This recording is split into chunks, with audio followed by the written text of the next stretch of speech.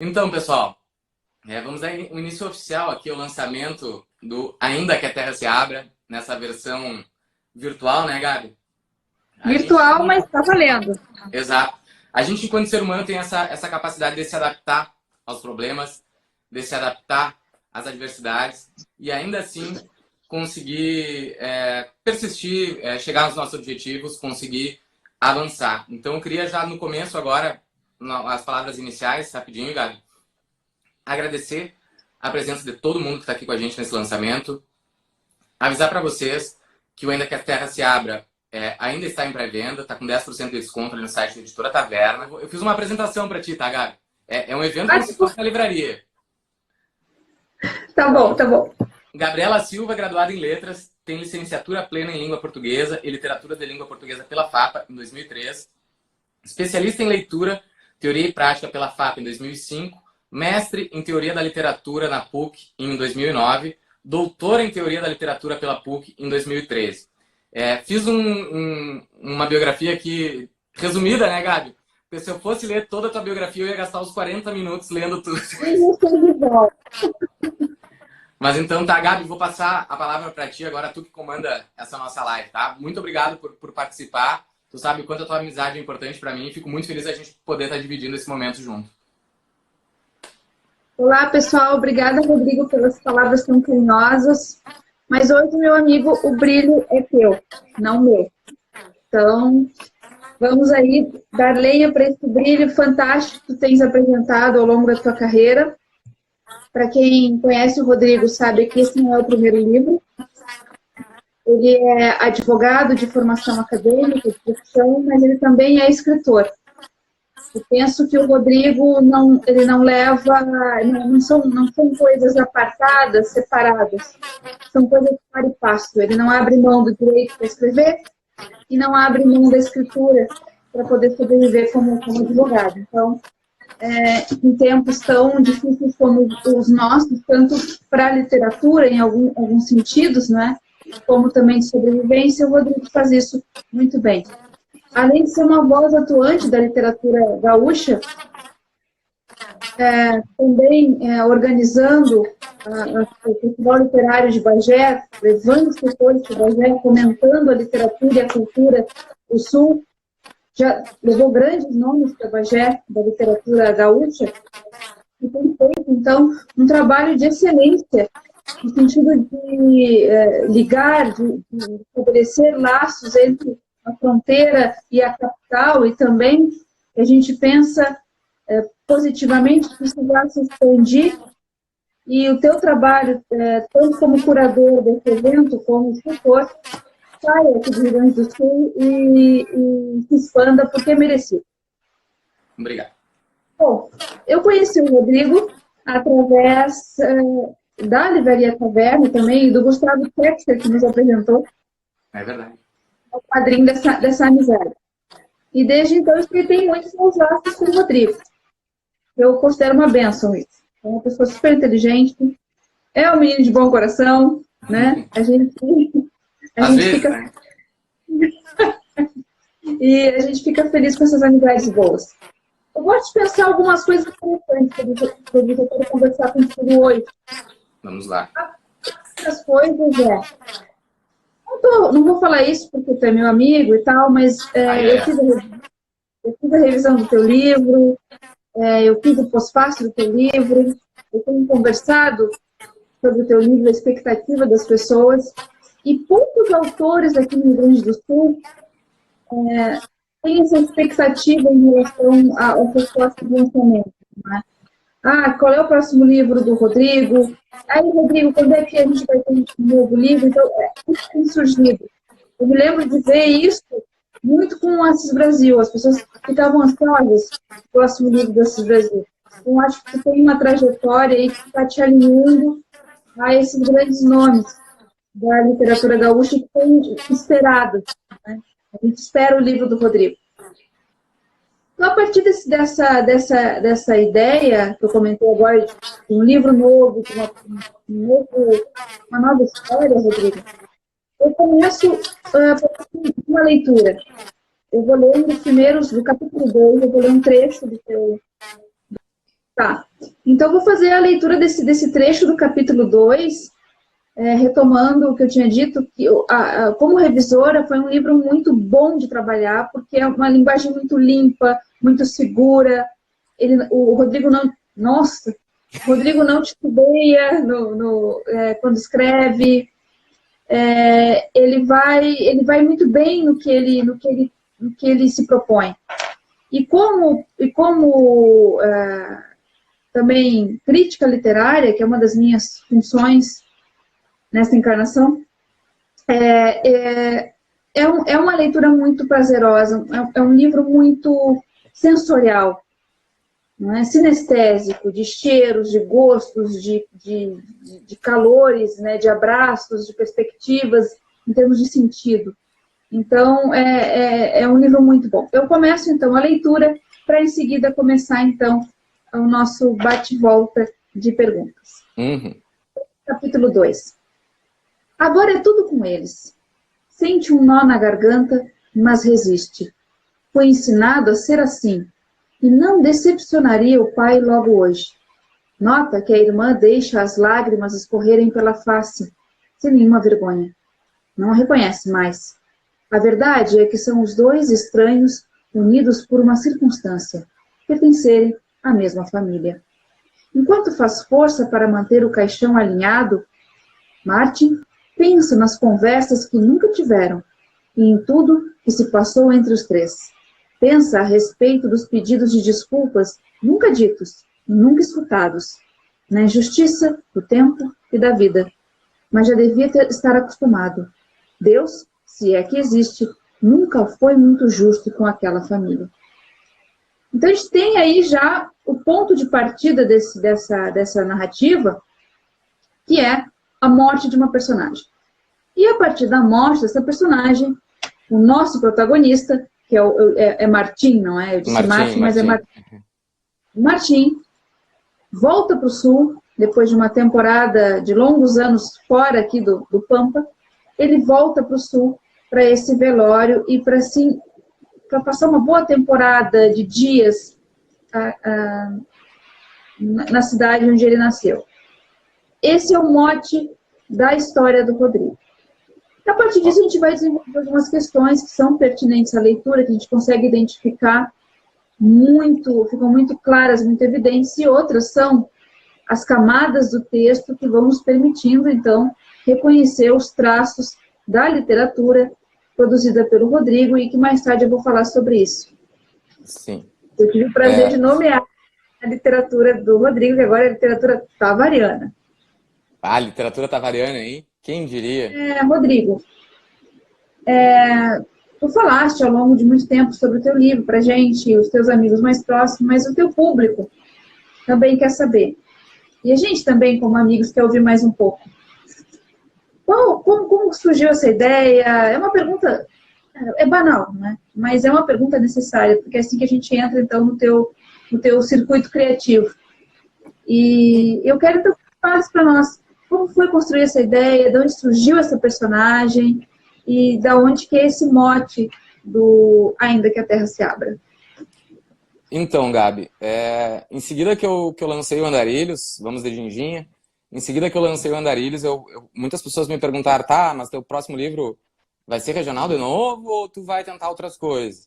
E eu realmente estava muito inseguro enquanto continuar no regional, até porque, como vocês bem sabem, a carreira de um livro, ela é devagar, ela é lenta, né? Então, o Andarilhos estava sendo muito bem lido, mas fora do Rio Grande do Sul.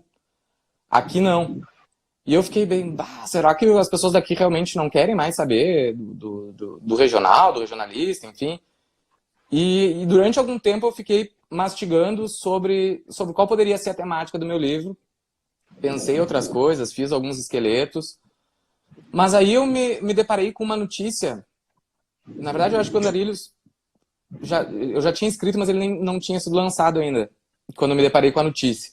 E eu mandei essa notícia para mim por e-mail, e ela tá no meu e-mail até hoje, e algum dia eu resgatei ela, e era uma notícia muito interessante sobre neo-rurais. O que seriam neo-rurais? É uma notícia da Zero Hora. Pessoas que estavam vindo de São Paulo e das grandes capitais, indo morar no interior, porque estavam cansados daquele ritmo frenético.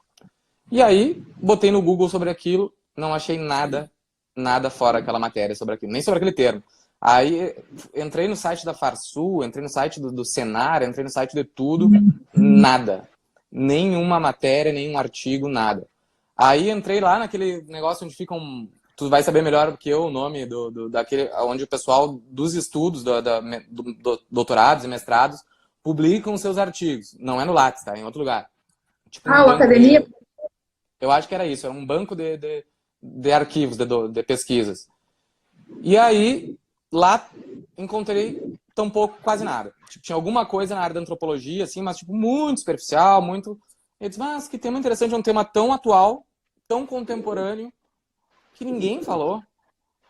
E por que eu vou largar? E aí foi quando me deu o estalo. Eu estava fazendo até um curso sobre os portugueses aqui em Porto Alegre, sobre escritores portugueses, e eu já estava trabalhando nesse livro, mas ainda estava naquela, talvez eu escreva agora e não venha a publicar esse, publique um outro de outro estilo antes. E aí, coube nessa aula a gente estudar José Luiz Peixoto. E eu achei aquele autor maravilhoso e sabe, e ecoou dentro de mim aquela proposta dele, que todos os livros dele se passam ali pelos arredores, todos não, mas quase todos os livros dele se passam nos arredores de Galveias, que é a cidade que ele nasceu. E aí eu saí a pesquisar sobre o autor, e foi quando eu me dei conta que lá em Portugal ele também é um autor diferente, porque enquanto todo mundo faz livros e ficção de centros urbanos, ele não, ele quis contar a história do vilarejo do interior de Portugal, e lá ele ganhou a alcunha de, se eu não me engano, me corrija se eu estou errado, mas ele é o escritor das ruralidades, lá em Portugal. E aí eu achei, mas que interessante, só que tem tudo a ver com o que eu faço. E aí a gente volta para o Noite Escura, que é esse livro pequenininho aqui, ó, que está aqui em cima, que eu lancei em 2009, e já se passava nesse mesmo universo temático, e eu digo, mas eu tenho isso, eu tenho uma proposta literária. E em vez de eu ficar com vergonha, em vez de eu ter, sabe, constrangido, de chegar perto dos escritores contemporâneos e dizer, eu escrevo regional, louco de vergonha. Não, eu acho que eu podia pensar em transformar isso aqui no meu mote e no meu projeto literário.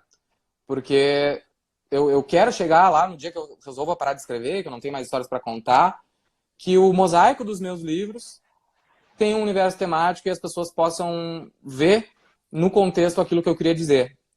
E foi a partir daí, então, Gabi, que nasceu a procura pelo Ainda que a Terra se Abra. Então eu comecei a fazer anotações, tópicos, de uma pessoa que podia voltar para o interior, e de pessoas de cidades grandes que podiam vir, e todas essas coisas acabaram aparecendo. E o primeiro nome do livro foi Arrabaldes, mas aí não funcionou, era só um nome para eu me lembrar da ideia, e depois, durante todo o tempo que eu escrevi o livro, ele se chamava Longe Demais, que era numa referência a Longe Demais das Capitais, o primeiro disco do Humberto Gessinger, e que na verdade era Os Engenheiros do Havaí na época, né? Que era um disco que também tinha essa proposta de, a gente está longe do eixo Rio São Paulo, mas também produz, a gente também é artista e a gente também quer nosso espaço. E só que depois que o livro ficou pronto, eu achei que não, essa unidade temática Longe Demais, ela existe, está e funcionou como mote, mas os dramas e os conflitos do livro eram outros.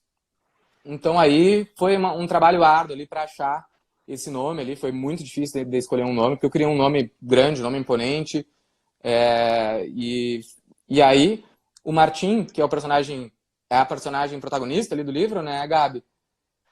Quem vai ler vai ver que o próprio personagem, literariamente falando, ele é Martim porque o pai dele botou em homenagem por causa do Martim Ferro, que era um livro que o pai dele gostava. E o que eu fiz? Peguei minha edição do Martim Ferro, que está aqui em cima, abri o Martim Ferro e comecei a reler.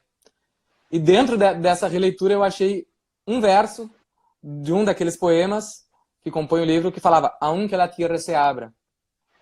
E aí eu traduzi Ainda que a Terra se Abra e trouxe para o contexto do livro. Então o livro é uma arquitetura, é uma criação de engrenagens e máquinas que a gente faz, que as pessoas talvez nem tenham ideia, e esse livro foi bem demorado e bem trabalhoso de fazer, mas foi assim que ele nasceu, Gabi. Acho que te respondi essa pergunta.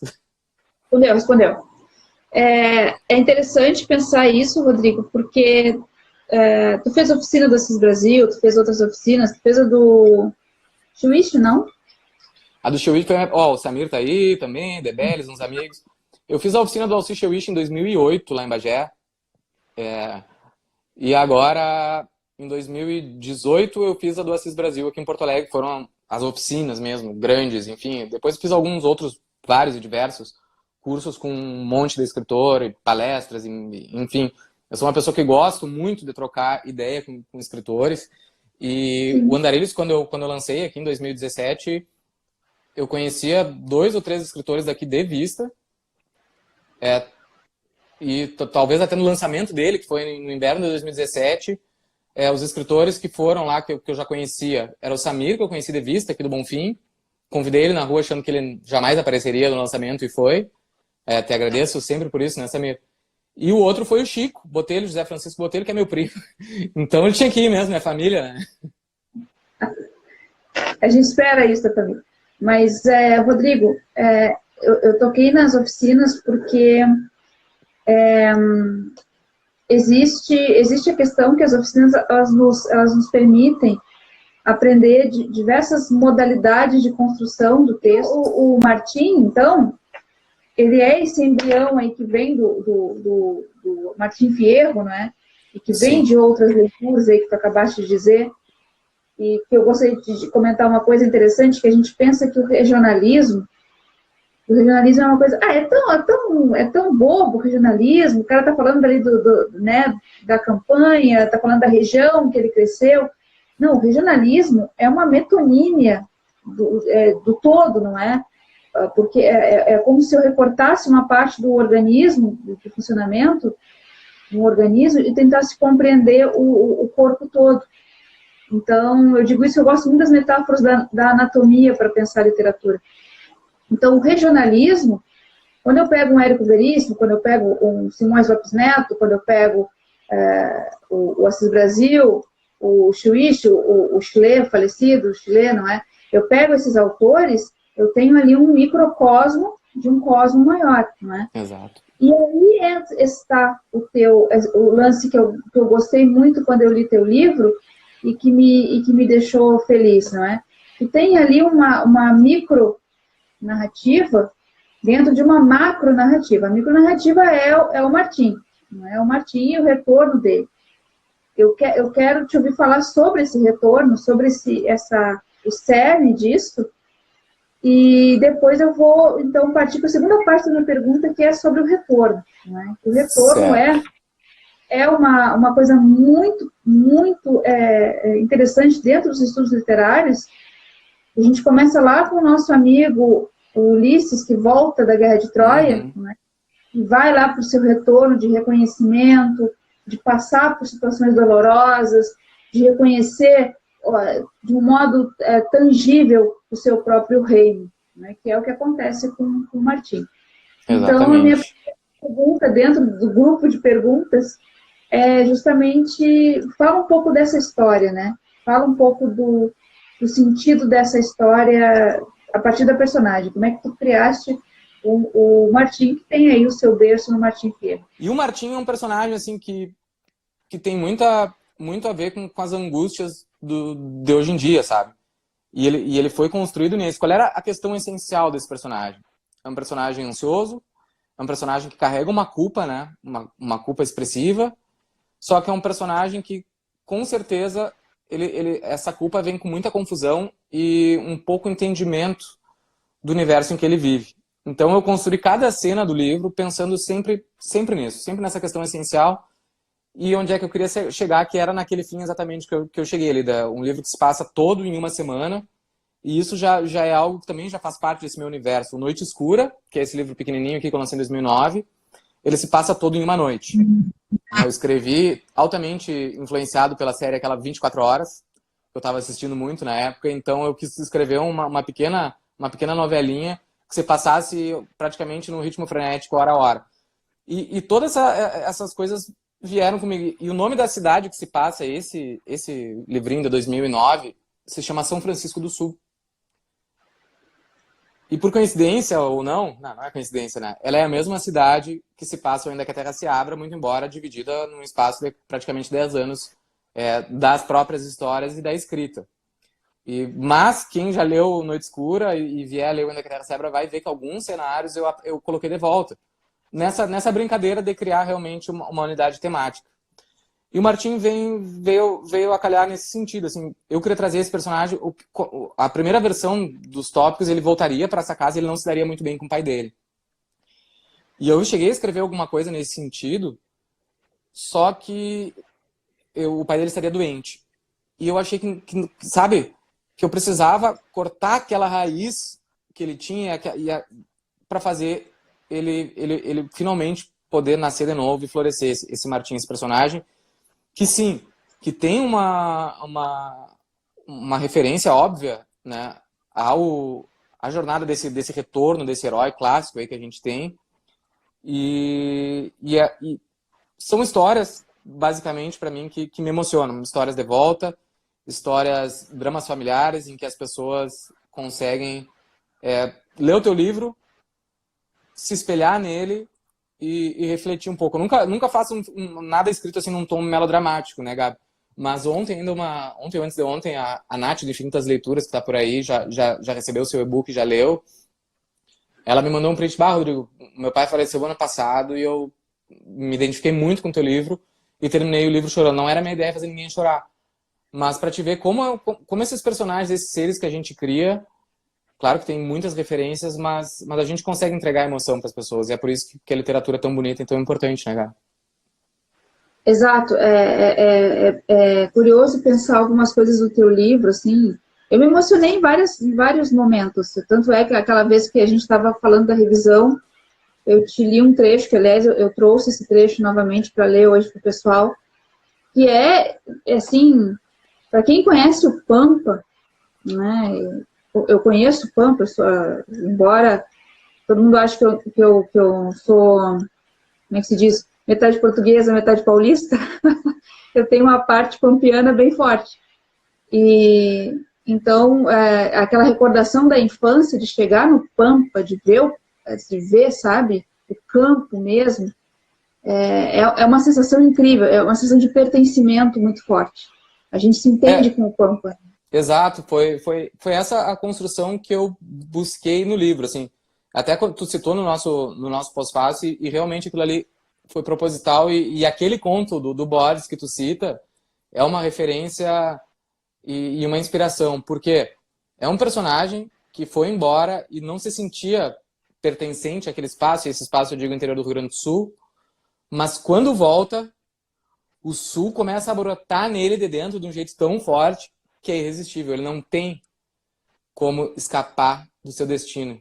E ele é uma pessoa do Sul, aonde quer que ele esteja. O fim do livro, não vou contar pra vocês, mas, tipo, independente de onde esse personagem vai ficar, porque a história do livro é um recorte, né? São 7 dias na vida desse personagem. Mas ele continua vivendo. E o que acontece dali pra frente, ele tá modificado e tá com o Sul dentro dele de novo, independentemente do lugar onde ele vier morar, né, Gabi? E isso é interessante, esse ponto mesmo, Rodrigo. Rafael. É interessante pensar que o Martim, ele vem, então, ele tem, não é só a morte do pai, né? Ele tem algumas mortes, não é? Ele tem a morte da mãe, né, que desencadeia toda ali uma tristeza, todo o não pertencimento do Martim começa com a morte da mãe, não é? E depois do afastamento, ele vai... Aí que teve uma coincidência, Rodrigo, que eu achei muito feliz, né? Aquela música do Engenheiro do Havaí, que a gente está falando de longe demais das capitais, não é? Ele diz justamente, ele fala de Porto Alegre, né? Porto Alegre é tão grande e tão pequena, não é? Se referindo, então, a Brasília, a São Paulo, ao Rio. E o Martim volta de Brasília, né? Que é uma cidade extremamente... Ele tem uma profissão, onde ele é professor, onde ele tem uma vida que não tem brecha. Isso é interessante, né? A vida dele na capital não tem brecha para ele pensar na origem dele, na dor, na saudade, não é? De quem ficou, desse pai, dessa mãe que já morreu. E aí, quando o pai, na verdade, não é o não lugar, é o entre-lugar, não é? É o entre-lugar. Mas desculpa, pessoal de Brasília, não foi essa a intenção. Mas o que acontece? Ele volta para esse Pampa, e aí, quando ele volta para esse Pampa, acontece o tátil, né? O reconhecimento. Aquilo que é tangível, o abraço com a irmã, encontrar a ex-namorada, ter o desejo despertado lá com a outra mulher do sócio do pai. Então, estou sendo spoiler, desculpa, porque eu sou muito spoiler. Mas afinal não vou contar. Mas eu sou desgraçadamente spoiler, eu não vou conversar comigo. Mas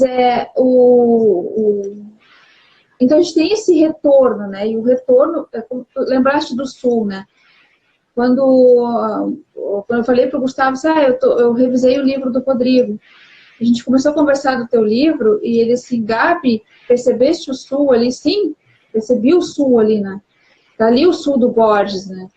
Que é uma fronteira tão próxima, tão amalgamada à nossa fronteira literária, não é? E o Borges tinha essa capacidade de perceber essa tipologia de sujeitos, não é? Em relação à sua própria origem, à sua própria terra, ao seu próprio nascimento. Então, o Martim tem isso. E aí tem uma relação também ali, Rodrigo, com a irmã, né? A dualidade, a irmã que é Bibiana, não é? Que é Bibiana. Também, literariamente, o pai deles colocou o nome de Bibiana por causa da Bibiana, por óbvio, Bibiana Terra, né? Do Tempo e Vento, do Érico Veríssimo.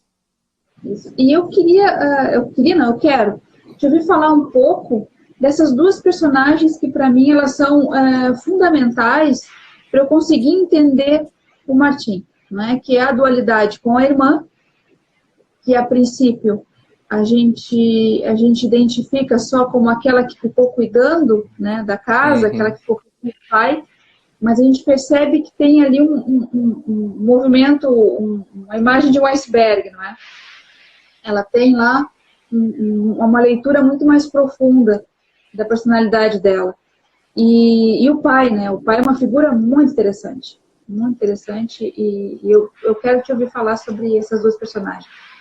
A Bibiana foi uma personagem muito... Ela não é a personagem protagonista no sentido de foco narrativo do livro, né? Mas a Bibiana é a personagem que eu realmente mais gosto. Pessoal, vocês fiquem bem tranquilos. Só vou responder que não. Esses não são spoilers, são coisas que já estão nos primeiros 3 capítulos do livro, já estão definidas. Então fiquem tranquilos. Não tem spoiler. Mas a Bibiana é essa personagem que, para mim, ela é a mais interessante, talvez a mais autêntica desse livro. Porque, como tu disse, ela é uma personagem que ela chega e tu vai vendo só aquela ponta daquele iceberg. Mas eu tentei construir uma tensão entre ela e o irmão, sempre latente, porque são duas pessoas que são da mesma família, mas aparentemente completamente diferentes entre si. E o Martim Martim, a gente tem que pensar em personagens como se fossem, né, um personagem de carne e osso. E o Martim eu criei como aquele personagem ressentido, aquele personagem... Eu até corria um sério risco enquanto eu estava escrevendo de criar um personagem muito antipático. E a minha, que não é a minha protagonista com foco narrativo, ser uma personagem que chamasse muito mais atenção. Mas a questão é que a Bibiana, ela é uma personagem, para mim, então, como eu estava dizendo, muito importante, carregada dos sentimentos mais fortes do livro. E ela é uma personagem que surgiu, eu quis fazer uma brincadeira com a Bibiana, assim, porque no Tempo e o Vento, a Bibiana é uma das personagens mais interessantes, e no Tempo e Vento as personagens mais interessantes, fora o Capitão Rodrigo, são as mulheres, né? É a Bibiana, é a Maria Valéria, todas elas são eu me esqueci do nome a Ismária Caré, nós temos a Luzia, era a Luzia que eu estava tentando me lembrar, são as personagens mais interessantes. E a gente tem no Rio Grande do Sul talvez essa parte histórica de ter grandes personagens, e eu queria que a Maria Bibiana fosse uma grande personagem. Só que brincar com o tempo presente. O que seria? É a gente ter uma Bibiana que não está servindo roupas e esperando os maridos voltar da guerra. Uma Bibiana que não é a dona de casa, fazendo as coisas para o seu marido e que preocupada com o casamento, não sei o quê. Não, a gente tem a Bibiana como a personagem que ficou na estância quando o irmão, que a sociedade patriarcal imaginaria que fosse quem ia cuidar da estância, e ela é que toma a frente da estância como administradora rural, e soa diferente nesse ambiente que a gente é acostumado aqui no Brasil, né? Talvez no mundo inteiro.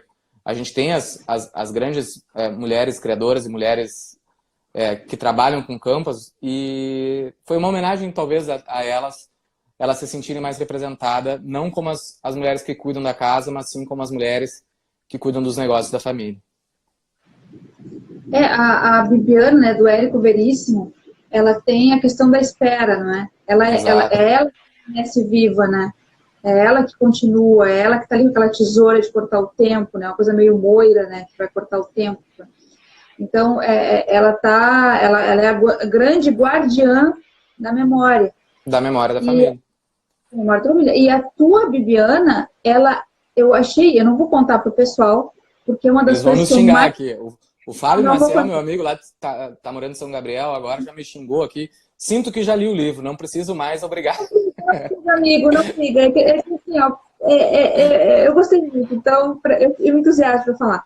Mas a Bibiana, gente, ela tem um segredo que eu não vou contar, que é muito bem pensado pelo Rodrigo. Rodrigo, tenta falar desse segredo para a gente sem revelar o segredo. Como é que tu... De onde é que... Porque a ideia é muito boa. Bah, Gabi, tá de sacanagem, né? Como é que eu vou dizer esse negócio sem dizer? Eu acho melhor depois todo mundo ler, o pessoal me perguntar, mas sim, eu não Tá. queria... Porque na minha literatura, assim, ela sempre, apesar de eu tentar fazer e tentar, né? Esse livro ele é bem diferente do Andarilhos, no sentido de andamento da história. Não fiz uma história sentada num personagem e seus problemas, mas eu ainda sou um leitor que gosta de livros com trama, que gosta de livros com enredo. Então, a Bibiana foi a personagem que eu escolhi para ter essa característica no Ainda que a Terra se Abra, e também remetendo as estratégias, sei lá, policialescas que eu usei lá no Noite Escura, em 2009. Tá. Então, pessoal, leiam para saber o segredo da Bibiana. Me perguntem depois.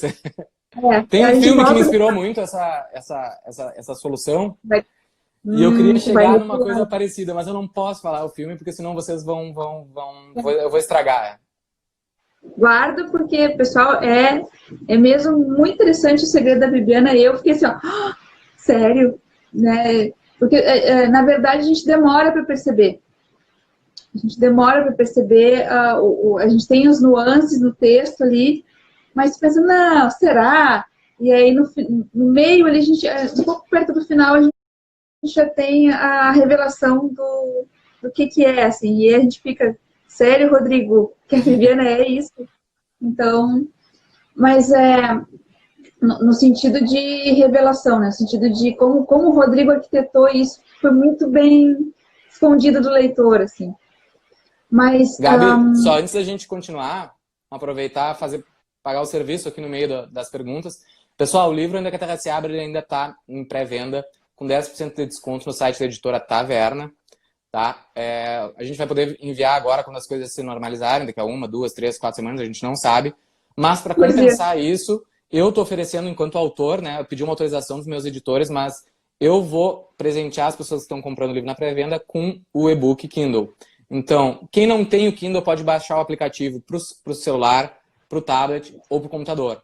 E aí, talvez demore um pouquinho só, porque eu tenho que responder todo mundo. Aí eu vou mandar um e-mail para as pessoas, para ver quem tem interesse em receber o e-book, porque tem gente que ainda é mais purista e prefere esperar o livro físico. Então, deem uma aguardada, mas podem me chamar no direct também, quem quiser adiantar, porque, enfim, as coisas vão indo. O pessoal da Taverna vai me mandar só semana que vem, então quem já tiver comprado me manda o comprovante aqui que eu envio antes, tá? Volta pra Gabi. O pai. Me fala desse pai, porque o pai ali a gente tem a impressão que esse pai é um pai autoritário, que é uma rocha. E a gente vai descobrindo aos poucos que é um sujeito é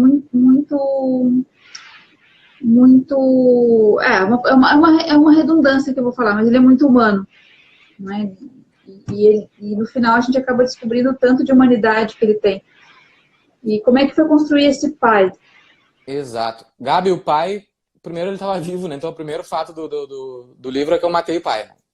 Eu fiz ele voltar para o Rio Grande do Sul para a morte desse pai. E aí o pai acaba sendo uma espécie de personagem ausente. Aquele personagem ausente lá que a Carol fez o mestrado dela, a tese acho que foi do Sinuca Embaixo da Água. Então é aquela personagem ausente, mas que é ausente fisicamente. Mas o pai está em todas as páginas do livro. Faz funcionar. Exato. Então, Eu até estava lendo, acabei de ler agora de tarde o livro Cancún, e acho que ele se relaciona muito com o meu nesse sentido do pai. O pai, os nossos pais, na verdade, são exatamente essas coisas que a gente vê.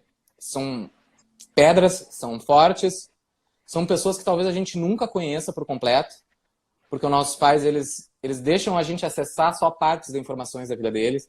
Então a gente consegue fazer um quadro do nosso pai sobre uma ótica muito selecionada. Talvez a gente consiga ser muito próximo dos pais na infância, mas se afaste depois. E eu quis trazer essa questão do pai. Eu até fiquei com muito medo que meu pai lesse o livro, mas ele leu e gostou, porque eu estava preocupado que ele achasse: ai, meu Deus, fiz alguma coisa errada, o Rodrigo se ofendeu. Porque tem muita gente que confunde... Tem gente que confunde ainda a nossa criação literária com a nossa vida real. Mas eu quis fazer esse pai ausente, enquanto personagem, mas um pai que respeitou sempre as escolhas do filho, omitiu coisas que ele achou por bem omitir. Ou seja, um ser humano, né, Gabi? Então foi inspirado nisso. Foi nesses pais, nessas pessoas que são nossos ídolos, mas se a gente for olhar de lupa, eles são cheios de defeitos, assim como a gente. É verdade, é verdade. A minha segunda leitura, então, é justamente a parte do pai, né, que tem ali, é aqui também que a gente percebe a proximidade que o Martim começa a ter com o pai, não é? Que ele começa a se perceber um tanto do pai. E aí eu voltei de novo, né, a metonímia, né, desse sentimento. As estantes, é o capítulo 8. As estantes decoradas com fotos da mãe nas mais variadas situações. A mãe ainda é a protagonista daquele lugar aconchegante, cujo calor envolve a quem entrar. Martim segura um dos porta-retratos e olha com atenção o rosto dela, para sempre jovem. Ainda sente a força daquele corpo. Consegue adivinhar as roupas, o som do salto no piso de madeira, é capaz de sentir o cheiro e a textura das mãos quentes, de tantos carinhos. Estuda o retrato da mãe abstraindo emoções, tentando se concentrar somente no que é possível enxergar na fotografia. Uma mulher de estatura mediana, de ossos bem marcados e sorriso daqueles que deixam marcas ao lado da boca. Os olhos, a testa. Encontra ali os olhos da irmã, a sobrancelha densa e os mesmos dentes alinhados, grandes, que os filhos também exibem. Senta na poltrona de couro desgastado, que se ajusta aos poucos ao formato do seu corpo, depois de tantos anos de submissão ao corpo de Aramis. Respira fundo e sente o cheiro animal que ainda carrega consigo algo de vida, de pasto, de sangue. Na mesinha ao lado, a caixa de cubanos. Abre, pega um charuto e leva até o nariz, bem do jeito que o pai detestava. Desde que conheceu Cuba, o velho adotara o ritual do charuto e nunca mais o abandonou. Com o cortador, Martim tira alguns milímetros da cabeça. Com o isqueiro de gás butano que estava na caixa, acende o charuto, segurando-o no ângulo que o pai ensinara. Devagar, dá baforadas enquanto gira ao redor da chama. Eu quase consigo ver essa cena, Rodrigo. Eu consigo ver esse retrato da mãe. Quantas vezes a gente olha o retrato do pai e da mãe e se enxerga, não é? É verdade. E procura suas características neles, né? Exato. E aí tem isso no retrato, os dentes da mãe, o sorriso da mãe, o que cada um trouxe dessa mãe e o que ele traz do pai. E ele traz do pai uma coisa muito interessante, ele traz do pai o ritual. Né? E depois a gente vai ver no trecho que eu escolhi para encerrar a nossa conversa, onde é que está isso que ele traz do pai, não é? Então, aqui tem toda uma questão desse ritual e dessa herança. E como é que é construir essa herança? Eu sei que tu falaste já, tem um tanto do que a gente conhece do pai, né, da mãe, tu disseste uma coisa muito interessante no teu livro, tu encerra o teu livro com uma frase ótima, porque sangue não é água. Sangue não é água. Né? Não é água. Então, tem isso que aparece lá no Érico Veríssimo também, não é? Desses laços de sangue que são tão fortes, que permitem tantas heranças, tantos trejeitos herdados, maneiras, e, sobretudo, visão de mundo. E aí a gente vai ter um eixo ali, não é? Formado por 4 hastes, que depois acabam se tornando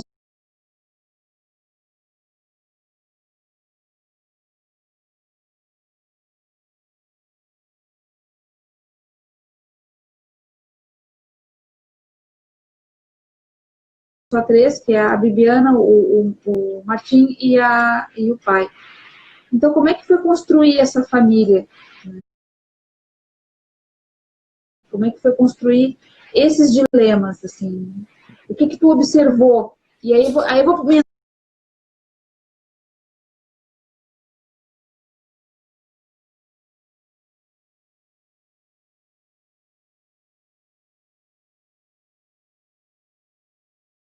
para uma outra pergunta.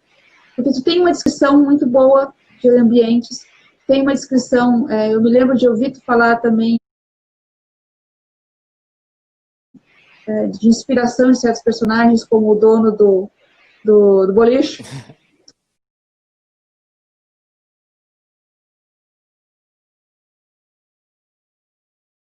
Então, Essa do dono tem... eu tenho que contar. Então, eu quero te ouvir, acho que os teus leitores aí, amigos, também querem ouvir falar desse núcleo familiar e dessas inspirações locais e regionais que tu tiveste. A família realmente foi nesse sentido, sabe? E eu tava escrevendo esse livro já, as primeiras ideias ali dele, eu acho que são de 2016, durante 17, ali que eu lancei o Andarilhos, eu fiquei anotando tópicos pro livro.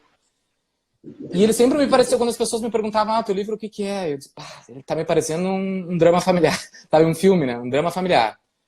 E era exatamente sobre isso. O filme é sobre esse drama familiar. O pessoal tá dizendo que eu tô bêbado, que eu tô tremendo, mas, gente, era pra ter ficado na minha estante aqui, não deu por causa do fone, tô com as mãos doendo já. Mas a minha ideia, Gabi, era justamente mostrar que famílias não são perfeitas, não são as famílias dos livros e dos filmes. Família é cheia de fissura, é cheio de mágoa, é cheio de rancor, cheio de coisas que a gente guarda para sempre e quando tu acha que já esqueceu, no primeiro momento de briga entre todos, aquilo volta, explode, sai para fora, agride. E eu acho que por isso que essa família, eu acho que ela vai, para quem lê meus livros, vai acabar se afeiçoando por ela, porque ela é simplesmente uma família, não posso dizer mais nada que isso, ela é uma família. E famílias têm muitos e muitos, muitos problemas, né? Então essa tem os seus graves e que o Martim tá buscando no seu histórico, nas suas memórias, pelo menos ficar em paz com o seu passado, já porque o pai já foi, né? É tarde demais para eles se acertarem pessoalmente. Mas ele ainda precisa se acertar com aquilo que tá aqui, ó, com a consciência. E aí tem aquela declaração de amor do pai, que é linda, né? Que ele não esperava, né? Que o Martim nunca imaginou. E quanto à questão do ambiente, o ambiente é uma mistura assim de muitas referências, assim, tipo lugares de Bagé, lugares de Aceguá, estâncias que eu fui, de amigos, de conhecidos, campos em Pedras Altas, em Aceguá, em Bagé.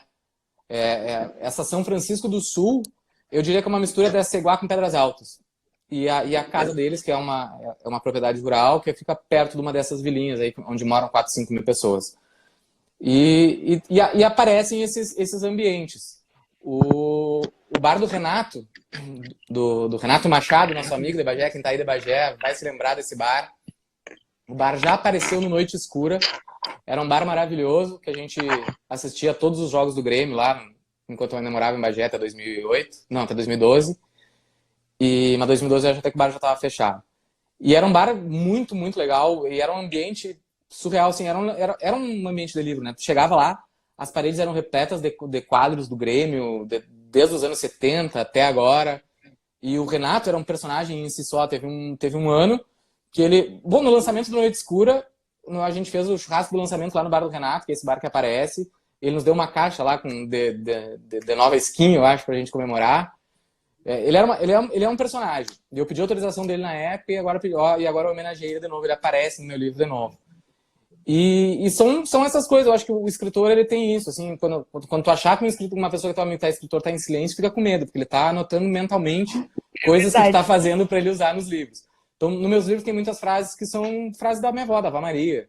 Ela fala coisas maravilhosas.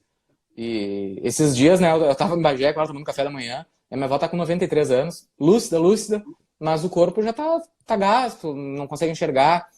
E ali no meio do café ela me olhou com uma cara bem séria e disse assim: só eu sei a tristeza que é viver demais. Tu imagina uma pessoa olhar pra gente e dizer isso, porque todas as pessoas já foram embora. Ela já perdeu filha, já perdeu... Então, sabe, ela diz, não sei por que Deus tá me segurando aqui. E é essas coisas que eu tento trazer para os meus livros. São frases. Se tem alguma coisa do meu pai no Aramis, tem. O meu pai é um cara que, apesar de ser produtor rural, ele trabalha como perito na Justiça do Trabalho. Então, ele sempre teve lá na estância computador. Tudo que era possível para tentar trabalhar à distância, ele tinha. E é a característica que eu quis botar no Aramis. É uma pessoa que não se permitiu embrutecer no campo. Porque é uma coisa difícil. A gente tem pessoas que foram criadas a vida inteira na cidade, vão para o campo, 2, 3, 4, 10 anos, e quando tu vê, elas carregam aquelas feições de animal, caminham com as pernas que parece que estão andando de cavalo, sabe? As pessoas que acabam se permitindo embrutecer no local. E eu quis fazer ao contrário, eu quis fazer um personagem que não, apesar das intempéries, da dificuldade que é difícil viver no campo, que ele resistisse a isso e não se embrutecesse. E outra coisa de ambiente que eu quis trazer no meu livro é assim, ó. O campo é um dos espaços mais mal aproveitados hoje em dia na literatura, eu acho, tá? A gente tem muita coisa acontecendo, o pessoal vive em insegurança, vive com roubo de gado, roubo de produção, vive com o abigeato, que se chama, vive na insegurança de estar numa propriedade a muitos quilômetros de algum lugar onde tem policiais, e são coisas que que eu quis trazer para o livro, essa insegurança, esse pensamento de me roubaram 20 animais esse ano, 20 animais era o lucro que eu teria, o que eu posso fazer para sobreviver? Então, produtores tentando criar novas alternativas dentro daquele campo que eles ainda estão localizados. Até o Fabinho, esse amigo que está aqui, a mãe dele trabalha com azeite. Foi uma das pessoas que eu olhava assim, tipo, que legal, tá achando novas alternativas para viver no campo, tá fazendo azeite de oliva no campo. Eu quis trazer isso pro meu livro. Quis mostrar um pouco do que está acontecendo agora, assim, tipo, dessa surgimento de novas tecnologias no campo e não da parte romântica só, né? Que é trabalhoso e é perigoso hoje em dia. Tá, quando Thiago, tu fala, tá me ouvindo bem agora? Eu botei o fone? Dá pra estamos ouvir? ouvindo bem. O pessoal tá perguntando das perguntas. A Laiana, minha esposa, tá anotando todas. Eu vou pedir pra ela me mandar pro WhatsApp, depois mais tarde eu abro aqui no computador e respondo. Depois que a gente encerrar o bate-papo. Tu me ajuda, tá, Gabi? Mas só pra eu poder acessar elas. E alguém mandou umas nesse negocinho aqui, depois eu descubro como é que eu abro, tá? Não sei. Mas também no momento das perguntas eu abro isso aqui. Tá. Toca a ficha aí. Já tô sem voz. Vou tomar uma cachaçinha. Tá bom. Então, pra gente não ficar muito só a gente conversando e também abrir pro pessoal falar um pouco contigo, que eu vi que a gente tem uma... deixa eu responder pra Rosana. Botei o fone, Rosana. Eu não tinha visto a tua mensagem. Tava mais pra baixo, eu botei. Espero que você esteja me ouvindo melhor agora. Quando eu falei antes do Tavariano, não é? Dessa expressão que eu criou, né? Posso dizer que eu criei, porque assim, eu estudo literatura portuguesa, né? E tem essa expressão de literatura portuguesa que é o estudo do Gonçalo M. Tavares, né? As obras dele a gente chama de tavarianas, né? Mas no contexto brasileiro... Então, veio para mim agora. Veio para ti. Mas nesse contexto, se eu usasse rodriguiana, seria do Nelson Rodrigues. Verdade. E aí daria conflito em território nacional. mas o Tavariana, então, ele também absorve a tua assinatura como escritor, não é? Para mim, faz muito sentido usar, porque dentro desse contexto nacional, de jovens escritores, de um fluxo razoável, potente de escrita, tu tem um destaque, não é? E eu penso assim, eu convivo com vocês, eu convivo com aqui no Sul a Luísa, o Samir, né, o Gustavo Chexter, o Davi Kotek, o E a Emir. gente tem vários aqui com a gente também. A Maria Helena Moran, nossa querida amiga A Maria Helena, venezuelana, está aqui nos olhando. Obrigado pela presença. a gente tem a própria editora Taverna, não é? Promove essa publicação de escritores aqui do Sul, a Bestiário também. Então a gente tem aí uma verve muito forte, não é? Que tem um pico muito grande, né? Muito alto com a Carol Ben-Simon, com a Luísa e com o Samir e com o Daniel Galera, né? Que são A galera aqueles, que fez a orelha do livro, né? fez a orelha do livro, que aliás está muito bacana. E então a gente sai são sujeitos que, embora sejam do Sul, são ao mesmo tempo cosmopolitas, né? O que é ser cosmopolita? Não é morar em Nova York, em São Paulo, mas é entender o fluxo do mundo, não é? Entender as relações humanas, o mecanismo do cotidiano. E por isso que eu digo, quando eu falei em Tavariana, por que eu pensei em escrever tua literatura e colocar um adjetivo para ela? Uma locução adjetiva, na verdade. Porque o que acontece? Tu tem um estilo de escrita.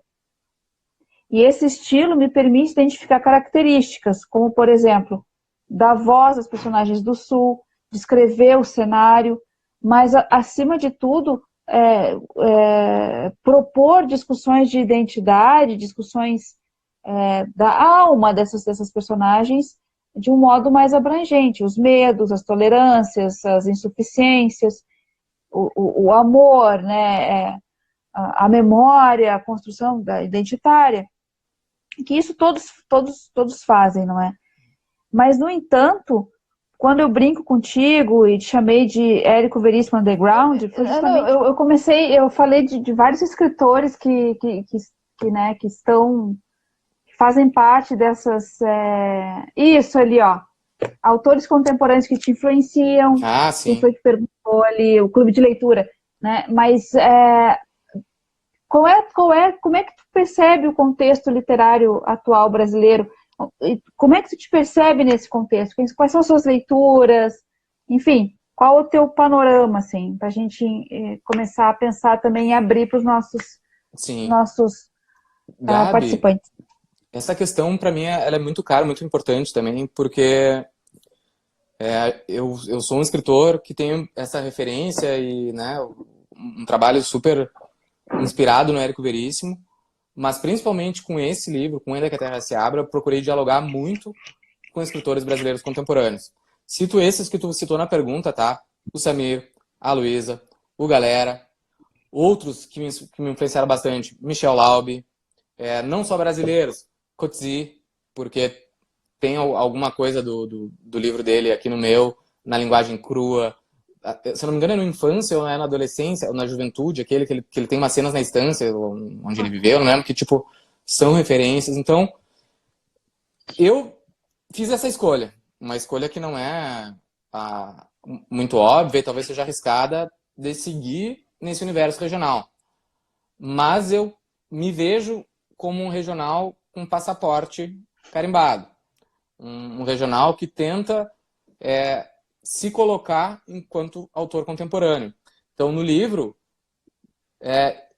eu tentei tirar aquela parte bem carregada que tinha no sotaque do narrador e dos personagens do Andarilhos, eu tentei tirar um pouco aqui no Ainda que a Terra se Abra. Tem regionalismos?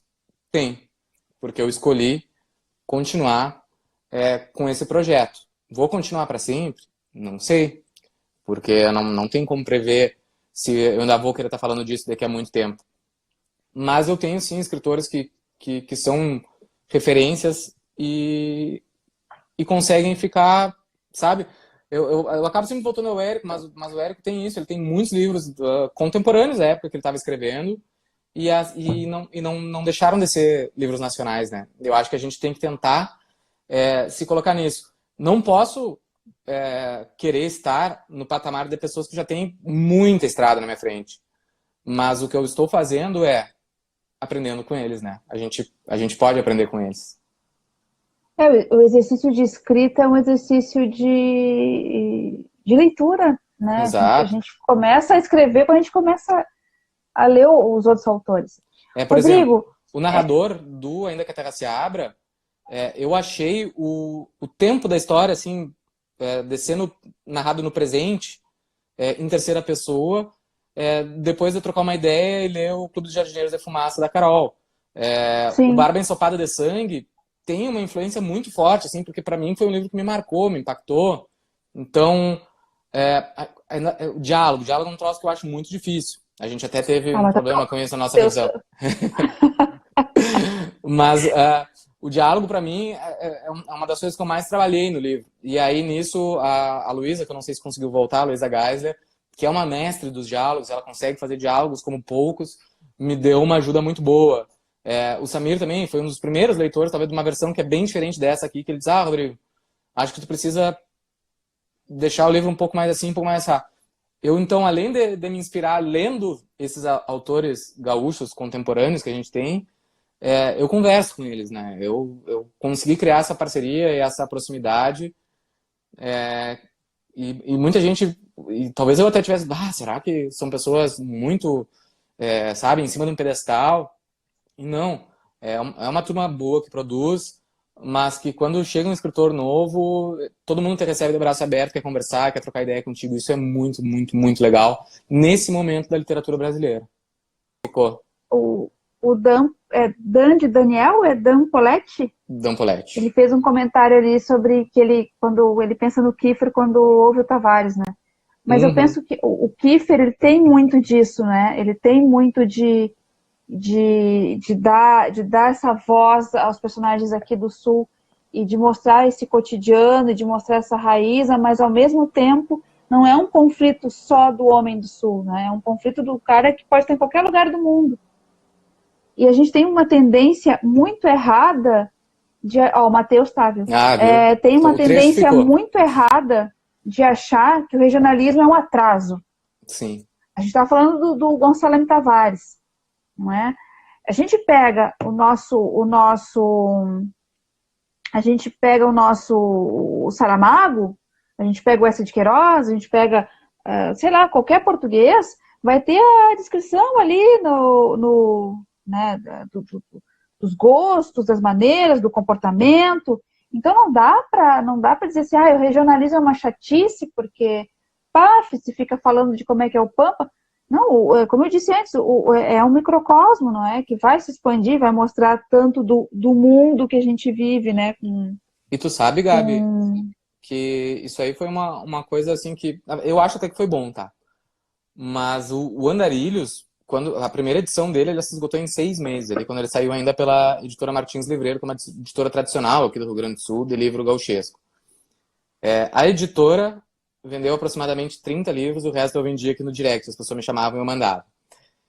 Só que o mais louco é que desses 450 livros que tinham ficado comigo da primeira edição, uns 350 foram para fora do Rio Grande do Sul. Então, que legal que as pessoas querem conhecer outros lugares, querem aproveitar. A gente tem, né, quem canta a sua aldeia, canta o universo, sabe? E no Rio Grande do Sul, para minha surpresa, talvez por não conhecer o mercado literário daqui antes de lançar o Andarilhos, o livro sofreu uma boa demora para ser lido, né? Ele está sendo lido ainda, mas eu vejo que o Rio Grande do Sul está descobrindo Andarilhos talvez muito mais no ano passado e esse começo de ano do que quando o livro saiu. Quando ele saiu, ele era muito mais lido fora. Belém do Pará, São Paulo, olha, foi Bahia, Espírito Santo. Bom, a gente tem aqui na live, vocês vão ver o Isaías, muita gente de fora que leu o livro. Ali os meninos estavam conversando a viagem literária e eu acho que o Fábio Maciel estava falando, né, que o regionalismo é para quem quer estudar e conhecer mais. Não, gente, não é só o regionalismo, ele tem uma peculiaridade muito interessante. porque, como eu disse, ele faz essa metonímia, né, de a parte pelo todo, né. Eu pego um pouco essa trajetória desse sujeito que vai ali embrenhando na sua própria história, que é o Pampa, como personagem do Sul, né, do Borges, mas que na verdade é uma viagem dentro de si mesmo, como o personagem lá do Peixoto, no entorno de Galveias, né, Uhum. do seu lugar de pertença, ele vai mostrar então um drama que existe em qualquer lugar. O Coetzee Exato. fala né, o Saramago fala da sua infância, o Coetzee fala, aquele outro menino bom ali, Nosso Ceará, Rio Grande do Norte, aqui todo mundo Foster, presente. fala Minas. da memória, outros falam da memória, né, e de construir tudo isso a partir de um núcleo que se expande para mim, sabe? O Vitor Ramil, o Tim tá falando, o André Tim tá falando do Vitor Ramil. Tu sabes, André, que eu, quando li o livro do Rodrigo para revisar, eu estava ouvindo Milonga, estava ouvindo Vitor Ramil. Exato. Então, o universo do Vitor Ramil, ele com certeza ele me inspira desde a época lá que eu tocava violão e a gente participava de festivais nativistas. Mas eu tenho uma proposta estética diferente da do Vitor Ramil. Tu tem uma coisa tavariana. Uma coisa mais tavariana, porque eu gosto muito do jeito que ele nos enxerga aqui enquanto centro de um eixo Brasil e Platinidade, né? E Rio da Prata. E sendo o Rio Grande do Sul esse centro. E nisso eu concordo. Mas no meu livro, e no Andarilhos eu já tinha feito isso, e nesse eu fiz questão de fazer. Eu gosto do Rio Grande do Sul quente. Eu gosto do Rio Grande do Sul de camiseta empapada. Eu gosto desse deserto, desse Rio Grande do Sul árido. E em contrapartida, a estética do frio do Ramil. Porque o frio, apesar de ser bonito, e eu acho que eu ainda vou escrever sobre o frio, porque me encanta também, nesse momento, foi uma escolha estratégica, porque eu queria mostrar para fora que nós também somos Brasil. Porque se eu ficar no frio, eu vou estar sendo platino e vou estar sendo europeu. E eu queria dizer, não, gente, a gente está aqui no Rio Grande do Sul, mas a gente é brasileiro. Aqui faz calor Exato. demais, então a gente está junto nessa também. Rodrigo, a Rosana falou um negócio ali que eu achei interessante. O regionalismo retrata uma parcela invisível da população, um povo que possui uma cultura riquíssima e que merece ser explorada na literatura. É verdade, a Rosana, ela tem um livro regional também, eu fiz a orelha do livro, Sopa de Pedras. Então são pessoas que estão tentando botar o regional de volta na evidência, né? Porque o Brasil é muito maior que as capitais, gente. Muito maior. Muito maior. E tem gente querendo se ver retratada na literatura também. Tu sabe, Rodrigo, que eu agora tem o centenário da Clarice Lispector, eu estou estudando Clarice Lispector para escrever um artigo, e um dos livros que eu li falava que ela surge no momento do regionalismo ali, não é? Ela surge no momento em que o regionalismo era muito forte, para marcar bem a literatura produzida no Brasil e seus diferentes tipos. Inclusive o Érico Veríssimo tem um livro sobre a literatura brasileira que ele fala das regiões, né? E o Viana Moog tem uma história da literatura brasileira em que ele separa o Brasil em ilhas, de acordo com as características, não é? Então, o regionalismo, então, ele está também na forma de perceber a literatura. Mas então, a gente vem de uma literatura regionalista que a princípio, ela só seria demarcadora de território. Né? Quando, na verdade, está falando da Clarice Lispector, né, ela entra na literatura brasileira trazendo a introspecção, trazendo o fluxo de consciência, trazendo a interiorização do personagem. E tu faz isso, não é? E o Érico Veríssimo fez isso. Posso mostrar minha tatuagem, Gabi, pessoal? Pode, vai, mostra. Quem ainda não viu, tá Olha aqui, aí. Érico Veríssimo na pele. Já faz a propaganda já faz a propaganda do tatuador. 83 Tattoo Studio, não tá aqui na live, provavelmente, mas fica a dica aí pra quem vier a Porto Alegre. Que ficou muito bonita. Então, gente, eu quero ler para vocês o trecho do Rodrigo assim, que mais me emocionou. Até por, Alguém assim, a perguntou minha... aí qual era o trecho que eu mais gostava, eu já vou dizer que é esse mesmo trecho, tá? É esse mesmo. Que me emocionou muito e que me lembrou meu avô, me lembrou o Pampa que eu conheço, né? Que é um Pampa que tem um cheiro, que tem uma cor, que tem Ele um tatuadíssimo. modo muito, muito particular que é lindo. Vamos lá. Martim reconhece aquele cheiro no vento, mesmo depois de tantos anos. O cheiro que emana do campo, das estâncias, dos trabalhadores dessas estâncias. O cheiro do leite fresco, morno, recém-ordenhado. O cheiro da crina da tosa de um cavalo. Da lã das ovelhas ensacadas dos galpões. Do couro estaqueado de um boi, que vai virar rédea, laço, rebente. O cheiro da graxa, usada para amaciar os couros e para cozinhar. O cheiro do pasto, que persiste na seca. O cheiro da mata fechada, que acompanha a sanga, seus espinheiros, pitangueiras, butiazeiros. O cheiro verde das oliveiras, das azeitonas, das folhas arrastadas pelo vento. Dos peixes que saltam nas águas e dos peixes mortos que apodrecem nas margens da sanga. O cheiro dos animais no campo, do gado, das ovelhas, dos cavalos, preás, emas e capivaras. O cheiro do suor dos bichos, do esterco desses bichos, das larvas que ali se reproduzem, das varejeiras que ali repousam. O cheiro fresco das toras de eucaliptos, das madeireiras, da fuligem de seus depósitos e da fumaça dos caminhões que as transportam. Das poções e benzeduras da velha bugra, que ainda vive no bosque perto do rio. O cheiro dos campos naturais, das pastagens e dos campos lavrados pelos gringos. Sente o cheiro da terra que sorve os primeiros pingos da chuva que se aproxima. O cheiro do sul, afinal. Ô, Rodrigo! Eu adoro. Que coisa linda! Esse é meu trecho Muito favorito. bonito. É muito bonito, é emocionante. Porque tu trouxe a vida do Pampa pro teu livro, né? E é Tu justamente quando o desvinculou Sul aquela chega nele, coisa... né? Exato. Então eu não estou lendo o Érico Veríssimo há 40 anos atrás, né? Eu não estou lendo o Assis de 20 anos atrás, eu não estou lendo o Chile, o Chuiche, eu estou lendo o Rodrigo em 2020 falar do Pampa, né? Com uma outra perspectiva, mas ainda percebendo os seus sujeitos, as suas leituras, as suas características, né? Então, o teu livro é ótimo.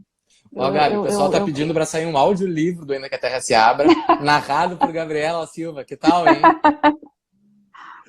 Ah, eu topo, eu faço. Porque é um Vamos. livro, a gente conversou, o trabalho do revisor é um trabalho muito dolorido, porque a gente lida com o espírito do escritor, né? A gente lida com a maneira dele escrever e a gente tem que dizer, olha, aqui, vamos trocar essa palavra, vamos... E aí, Rodrigo, a gente conversou sobre justamente o coloquialismo, né? Porque eu falo, eu falo muito o tu, com todas as suas conjugações corretas. É uma chatice falar comigo. Mas eu pareço a Salomé de Passo Fundo, né, do Stepanese. Mas o que acontece é que o Rodrigo me deu uma justificativa. Se Gabi, eu falei com a Luísa, a gente conversou sobre a voz da personagem. Então tem isso de dar malemolência para o diálogo, né? Não deixar duro, enrijecido com o tu vais, tu vens, fizeste, né? Mas sim pegar o tu foi, né? O tu veio, que é assim que a gente fala. Quando a gente se encontra para tomar um café, se encontra na esquina de casa, a gente não fala dessa maneira tão rígida, como é próprio da representação do gaúcho, né? Que a gente tem essa dureza de fala. Na verdade, a gente tem muito mais sonoridades e uma malemolência, como eu disse, a nossa linguagem acaba sendo moldada pelo cotidiano. E o Rodrigo fez isso. Ele disse, Gabi, eu prefiro deixar assim, para que entenda que não é um personagem ali chapado no papel, né? Um personagem que tem, então, uma vida, que tem uma constituição, que eu posso quase ver o Martim na esquina entrando no boteco, né? Eu posso ver a Bibiana entrando na caminhonete, eu posso ver ele conversando com as pessoas da cidade. Então, toda essa perspectiva do Martim é muito interessante enquanto personagem, né? Enquanto esse não enrijecimento da fala dele também. Exato. Queria agradecer para vocês aqui, depois eu mando para a Viagem Literária aqui a pergunta que ela está fazendo no direct. Queria dizer para vocês, então, o pessoal que resistiu aqui com a gente até a final, a gente falou quase 2 horas, cara. Pedir para eles, se puderem, agora a gente vai fazer eu e tu uma pose aqui, né? A Gabi vai bem centralizada, dá um sorriso. E a Laiana vai bater um print nosso lá, né? Pra gente poder postar nas redes. E se vocês estiverem aí também, puderem dar um print, nos marcar. E já quem ficou aqui com a gente, por favor, sigam o perfil da Gabi também. Ela é uma escritora, uma poeta, né? Eu até ia ler a poesia dela, agora não vai dar mais, né? Nossa querida poeta. Saiu o livro dela anterior pela Patuá. Em breve vai estar saindo um pela Bestiário. Além desse essa teórica maravilhosa que vocês viram, né? Não foi a troco de nada que eu trouxe a Gabi para fazer essa live comigo. Porque além da gente ficar muito à vontade, eu praticamente não preciso falar porque a Gabi domina tudo. Então, pessoal, muito, muito, muito obrigado pela presença de todos. Vamos dar o nosso sorriso pro print, Gabi? Vamos, peraí. Foi. 1, 2, 3. Tcharam! A gente agradece pela presença dos amigos, assim, vocês são essenciais nessa caminhada. Eu tenho profundo respeito pelos leitores, pelos amigos, vocês estão com a gente sempre, isso é super importante. Muito feliz desse momento. A pandemia nos atrapalhou o lançamento físico, a gente vai fazer no futuro, mas eu acho que foi bem produtiva essa live, estou muito feliz. O pessoal aqui que comentou também disse que gostou, então estou satisfeito. O Matheus falou que está gostando mais do lançamento por live que lançamento físico, então acho que valeu a pena. Gabi, brigadão. Eu que agradeço, Rodrigo. E no lançamento físico, eu já falei para os guris da taverna ali para a gente fazer uma festa de volta ao mundo, com cerveja, abraço free, a gente pode se abraçar, não tem problema, vai ter acabado esse vírus e a gente vai resistir, vai sobreviver muito bem com saúde. Tá, pessoal? Brigadão. Minha mãe tá aí, ó. Mãe, beijo, te amo. Mãe do Rodrigo. Oi. Pessoal, muito obrigado e até a próxima. Tchau, tchau. Valeu mesmo. A live vai ficar 24 horas no ar. Tchau, tchau. Tchau, gente.